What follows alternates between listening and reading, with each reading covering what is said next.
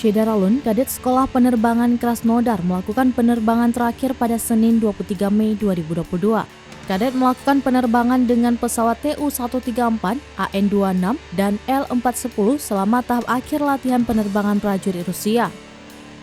Berdasarkan resimen penerbangan campuran transportasi terpisah dari distrik militer pusat yang ditempatkan di Yekaterinburg. Sebelum memulai penerbangan, para taruna menjalani pelatihan darat, meliputi pembelajaran fitur lapangan terbang, navigasi udara, pengetahuan teknologi penerbangan, serta rute untuk melakukan penerbangan pelatihan. Setelah semua pemeriksaan selesai, taruna mulai menerbangkan di bawah arahan pilot senior. Tampak sang kadet dengan mulus menerbangkan dan mendaratkan pesawat di distrik militer pusat yang ditempatkan di Yekaterinburg.